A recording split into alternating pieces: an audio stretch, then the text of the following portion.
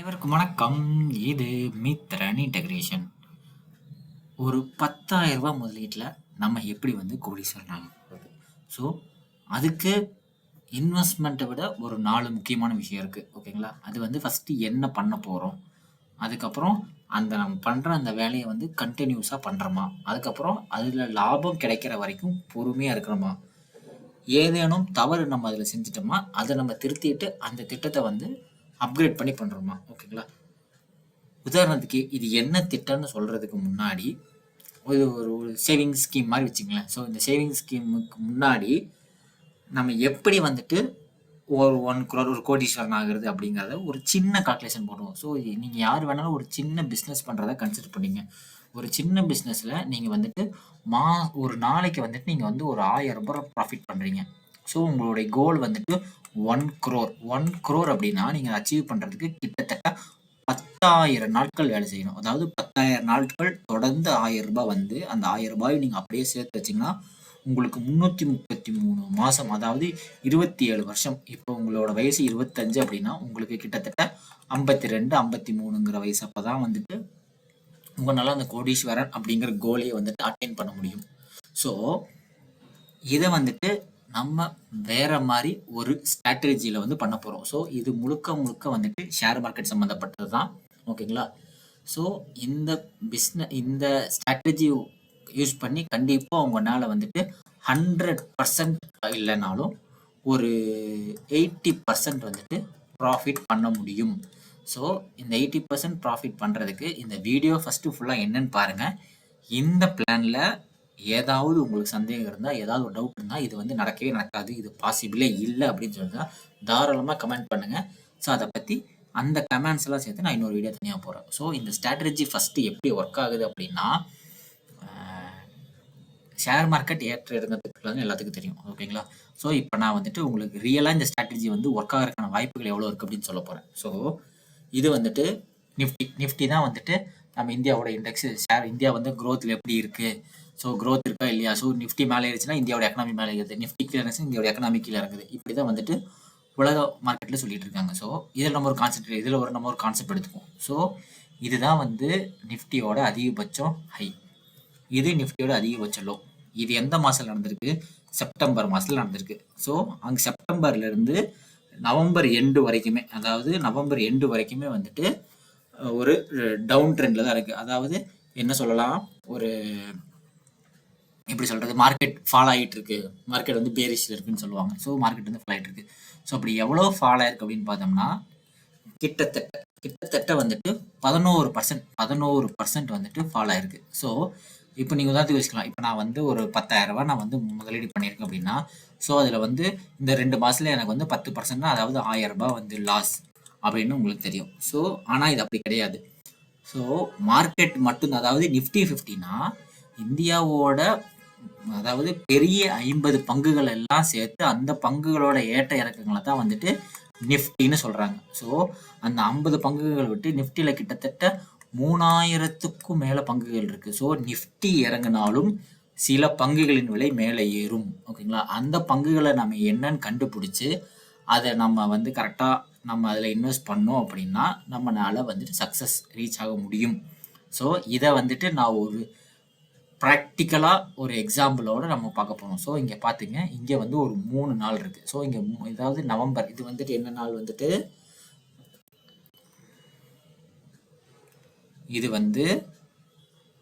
இந்த நாள் செப்டம்பர் 27. அதே நாள் இந்த நாள் நவம்பர் 21. ஸோ செப்டம்பர் 27லேருந்து நவம்பர் 21 வரைக்கும் நமக்கு டவுன் ட்ரெண்டு அப்படின்னு நமக்கு தெரிஞ்சு போச்சு. ஸோ இந்த டவுன் ட்ரெண்டில் ஏதாச்சும் ஸ்டாக் பாசிட்டிவாக பர்ஃபார்மன்ஸ் பண்ணியிருக்கா அப்படின்னு நம்ம பார்க்க போகிறோம். ஸோ இதுக்கு நம்ம என்ன பண்ணுறோம் அப்படின்னா, சாட் இங்க் அப்படின்னு சொல்லிட்டு ஒரு வெப்சைட் இருக்குது. இது ஓப்பன் சோர்ஸ் வெப்சைட் தான். உங்களுக்கு ஒரு மெயில் ஐடி இருந்தால் அதில் அக்கௌண்ட் பண்ணிக்கலாம்.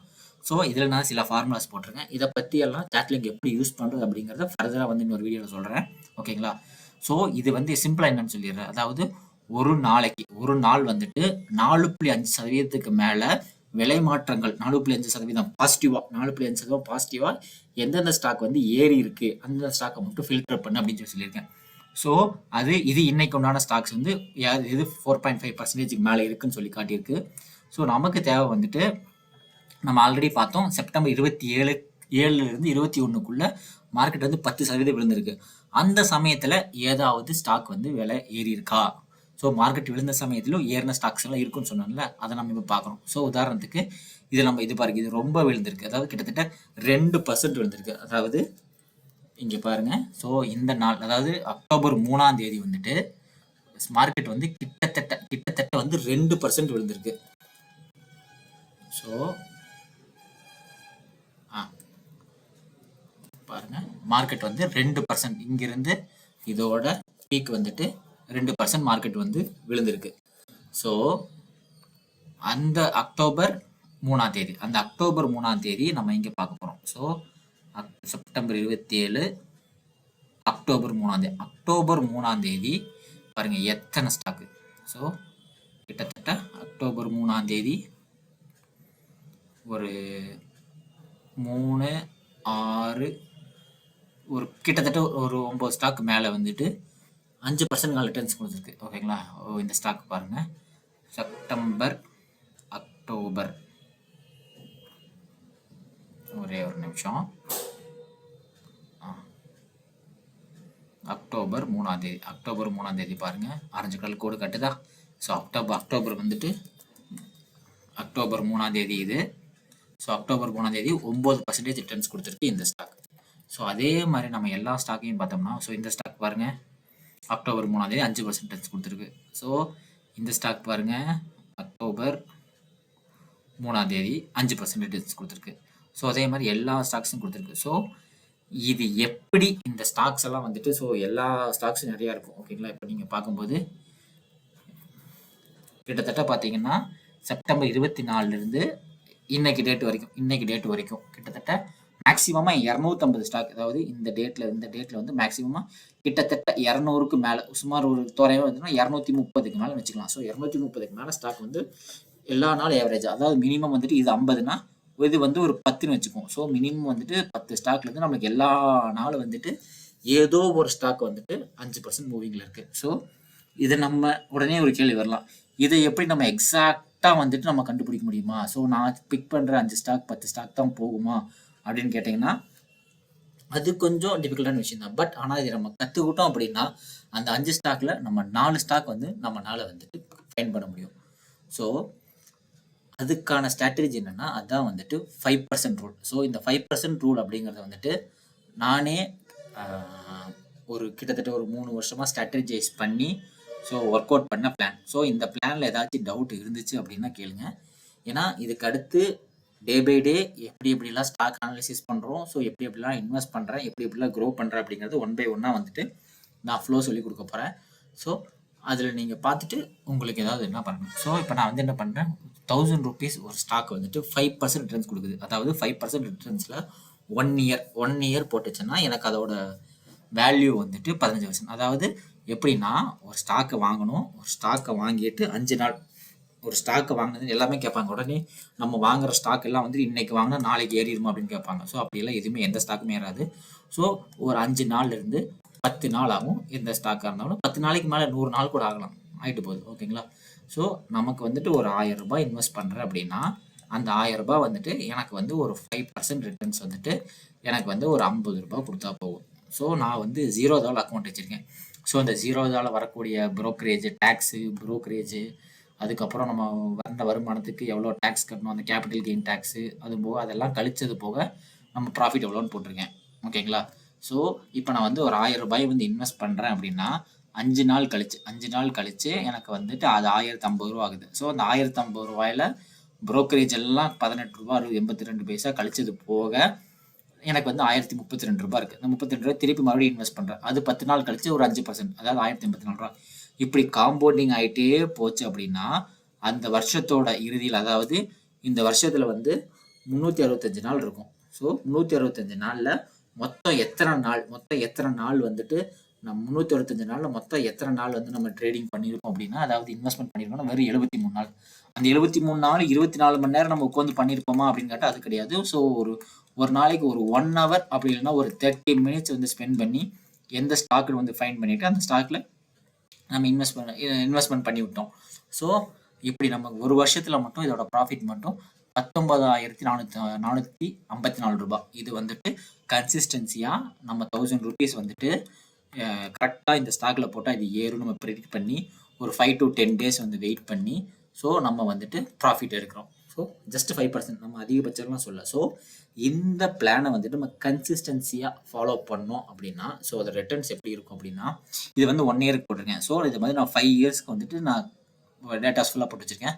ஸோ 1 year வந்துட்டு 15,000. நெக்ஸ்ட் இயர் அந்த 15,000 அப்படியே நம்ம போடுறோம். ஸோ ஒவ்வொரு நம்ம பண்ணுற 15,000 வந்துட்டு 15,000 5% ரிட்டர்ன்ஸ் வந்தால் நெக்ஸ்ட் இயர் எவ்வளோ வரும் அப்படின்னா 3,53,000. ஓகேங்களா, அதாவது நெக்ஸ்ட் இயர். ஸோ நம்ம வந்துட்டு இதில் வந்து என்ன பண்ணியிருக்கோம், ஃபர்ஸ்ட் இயரில் ஒரு தோராயமாக 73 நாள், செகண்ட் இயரில் தோராயமாக ஒரு 73 நாள், 73 நாள் வேண்டாம் ரவுண்டாக 70 நாள் வச்சுக்குவோம். சரிங்களா, 70 நாள் 140 நாள். 140 நாளில் நீங்கள் போட்ட 1000 ரூபாய், நீங்கள் போட்ட 1000 ரூபாய் வந்து 140 நாளில் வந்துட்டு 3,53,963 ரூபாய். ஓகேங்களா, ஸோ இது வந்து எக்ஸாக்டாக ஒவ்வொரு 5 நாளைக்கு ஒருக்கா ஒரு 5% ப்ராஃபிட் கிடைச்சா இது கிடைக்கும். ஸோ இது வந்து 3 நாளுக்கான கணக்கு. இதே வந்துட்டு அதாவது 2 வருஷத்துக்கான கணக்கு. இதே 3 வருஷத்துக்கு போட்டோம் அப்படின்னா அந்த 3 லட்ச ரூபாய், அந்த 3 லட்ச ரூபாயை வந்துட்டு நம்ம திருப்பி அதே 3வது வருஷம் அப்படியே போட்டோம்னா அந்த 3 லட்ச ரூபாய் வந்துட்டு 5% ரிட்டர்ன் எவ்ரிடே வந்து 5% வந்துட்டு உங்களுக்கு growth இருந்துச்சு அப்படின்னா, அதாவது 5 நாளைக்கு ஒருக்கா அந்த 3,53,000க்கு 5 நாளைக்கு 5%, ஒரு நாளைக்கு 1% கணக்கு வச்சுங்க. ஸோ 5% மூவ் ஆச்சுன்னா 82,18,000 ரூபாய். அதாவது இது கூட ப்ளஸ் ஒரு 70 நாள், இது கூட ஒரு ப்ளஸ் 70 நாள் நீங்கள் சேர்த்தீங்கன்னா கிட்டத்தட்ட ஒரு 3, அதாவது நான் 3 வருஷம் சொல்லல, 3 வருஷத்துக்கும் சேர்த்து, அதாவது 3 வருஷத்துல ஃபர்ஸ்ட் வருஷத்துல ஒரு 70 நாள், செகண்ட் வருஷத்துல ஒரு நாள், தேர்ட் வருஷத்துல ஒரு 70 நாள். இந்த 70 நாள் தான் நம்ம கணக்கு வச்சிருக்கோம். ஆனால் வருஷம் 3 வருஷம், ஆனால் நம்ம முதலீடு பண்ணி அதுக்கான வெயிட் பண்ண நாளுக்கு வந்து 70 நாள். ஸோ 70 நாள் 70 நாள் 70 நாள், ஸோ 210 நாள். 210 நாள் அதாவது 210 நாள் மொத்தம் 3 வருஷம். 3 வருஷம் 82 லட்சம் ரூபாய். இதுக்கப்புறம் நான் சொல்லுவேன், ஆனால் உங்களால் நம்ப முடியாது. ஸோ எக்ஸாக்டாக தியரிட்டிக்கல் வேல்யூ எக்ஸாக்டாக கிடைச்சதுன்னா நமக்கு வந்துட்டு இதுதான் வந்து கிடைக்கும்.